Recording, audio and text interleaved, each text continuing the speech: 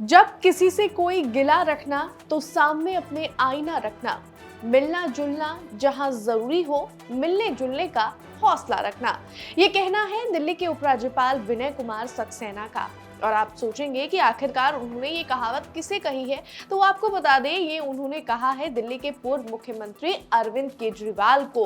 और उनसे ये इसीलिए कहा जा रहा है क्योंकि उपराज्यपाल को दिल्ली के पूर्व मुख्यमंत्री अरविंद केजरीवाल ने ब्लॉक कर दिया है, जिस वजह से नाराज दिल्ली के उपराज्यपाल ने 15 पन्नों की चिट्ठी दिल्ली के पूर्व मुख्यमंत्री के लिए लिखी है। और मेरे पास ये 15 पन्नों की चिट्ठी है जिसमें उन्होंने न सिर्फ अरविंद केजरीवाल सरकार की नाकामियों को गिनाया है, बल्कि इन 3 वर्षों के कार्यकाल में जब वो एलजी रहे दिल्ली के, उन्होंने क्या कुछ उपलब्धियां दिल्ली के लिए हासिल की वो भी बताया। तो इन 15 पन्नों की चिट्ठी में 56 पॉइंट्स के साथ दिल्ली के उपराज्यपाल विनय कुमार सक्सेना ने अरविंद केजरीवाल के लिए क्या कुछ लिखा, बताएंगे आपको इस रिपोर्ट में। नमस्कार, दिल्ली तक देख रहे हैं आप, मैं हूं आपके साथ वैशाली महेश्वरी।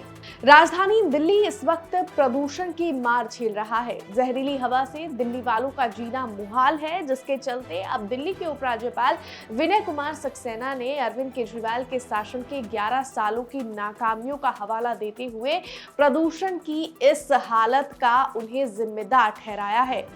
इसके साथ ही उन्होंने अरविंद केजरीवाल के लिए क्या कुछ कहा, चलिए आपको सिलसिलेवार तरीके से बताते हैं। तो सबसे पहले दिल्ली के उपराज्यपाल विनय कुमार सक्सेना ने अरविंद केजरीवाल की विधानसभा चुनाव में हुई हार को टारगेट किया। उन्होंने कहा, 8 फरवरी के जनादेश के बाद मुझे अपेक्षा थी कि आप तथाकथित आपकी पार्टी आत्मचिंतन करेगी और अपने में बदलाव लाएगी। मुझे आशा थी कि आप इस बात को कम से कम अब समझ पाएंगे कि इस देश और शहर के लोग अपनी सरकार द्वारा अंततः सिर्फ और सिर्फ काम और विकास देखना चाहते हैं।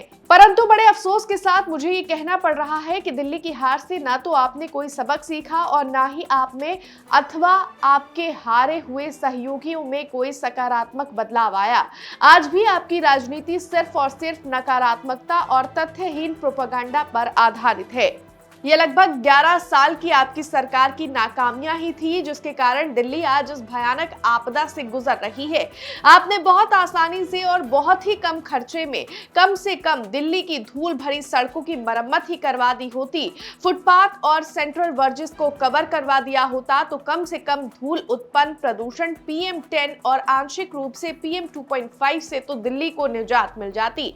परंतु आपने ऐसा जानबूझकर नहीं किया।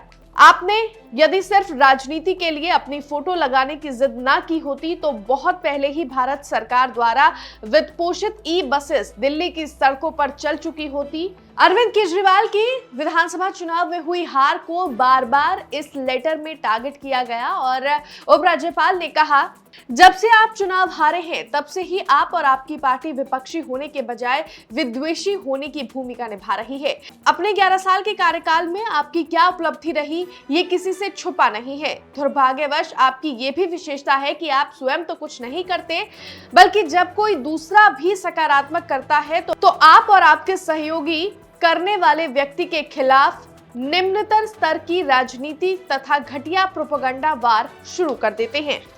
मुख्यमंत्री रहते हुए आपने 11 वर्षों के दौरान राजनीति, संविधान और लोकतंत्र की प्रत्येक मर्यादा का विधिवत विनाश किया है। इसके साथ ही उपराज्यपाल ने अरविंद केजरीवाल की सरकार के दौरान उन पर लगाए गए आरोपों का भी हवाला देते हुए उन पर निशाना साधा।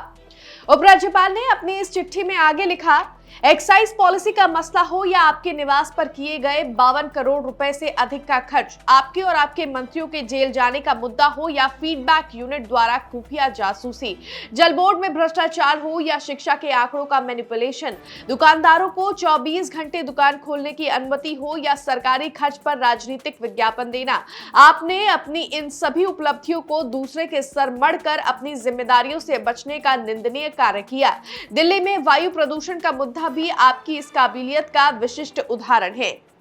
ना चाहकर भी इस पत्र में मैं आपके दोहरे व्यक्तित्व और आचरण के बारे में लिख रहा हूं, ताकि आपने अपने जो सार्वजनिक छवि बना रखी है उसके विपरीत परस्पर व्यवहार में आपका जो व्यक्तित्व सामने आता है उसकी सच्चाई उन आम लोगों के सामने आ सके जिनके प्रति आप जवाबदेह हैं।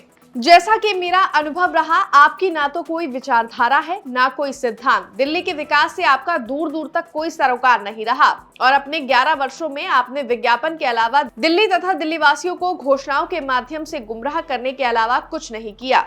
सत्ता से बाहर होके आपको एक मजबूत और सकारात्मक विपक्ष की भूमिका निभानी थी, परंतु आप दिल्ली से गायब ही हो गए और दूर बैठकर दिल्ली में होने वाले सकारात्मक कार्यों में विघ्न डालने और बेवजह आलोचना और दुष्प्रचार के सूत्रधार बन गए। मुझे आप और आपके सहयोगी निरंतर अपशब्द कहते रहे क्योंकि मैं दिल्ली के लोगों के लिए हित का काम करता हूं। यदि काम करने की एवज में किसी को गालियां दी जाने लगे तो आप स्वयं विचार करें कि काम न करने वाले लोग क्या डिजर्व करते हैं। वहीं अपने इस चिट्ठी के अंत में उपराज्यपाल ने अरविंद केजरीवाल से ये तक कहा कि ये सब बातें मैं आपको इस चिट्ठी के जरिए नहीं बल्कि मिलकर या फोन पर करना चाहता था, लेकिन आपने तो मेरा नंबर ही ब्लॉक कर दिया। क्या कुछ कहा वो आपको वर्ड टू वर्ड बता देते हैं। उपराज्यपाल ने लिखा, मैं एक बात और कहना चाहूंगा, ये सारी बातें मैं आपसे मिलकर या फोन पर भी कर सकता था, परंतु चुनाव में हार के बाद आप कभी मिलने नहीं आए और पंजाब में रहने लगे।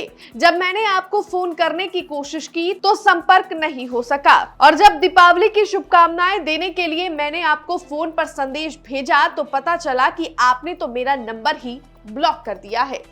तो उपराज्यपाल की इस चिट्ठी के बाद अब दिल्ली में सियासी पारा एक बार फिर गर्मा गया है। उपराज्यपाल की चिट्ठी पर आम आदमी पार्टी के कई बड़े नेताओं का पलटवार भी आया है और वो एलजी पर निशाना साधते हुए नजर आ रहे हैं। तो आपका इस चिट्ठी पर क्या कुछ कहना है, हमें कमेंट्स में जरूर बताएं। मुझे दीजिए इजाजत और दिल्ली से जुड़ी हुई तमाम खबरों को देखने के लिए आप देखते रहिए दिल्ली तक।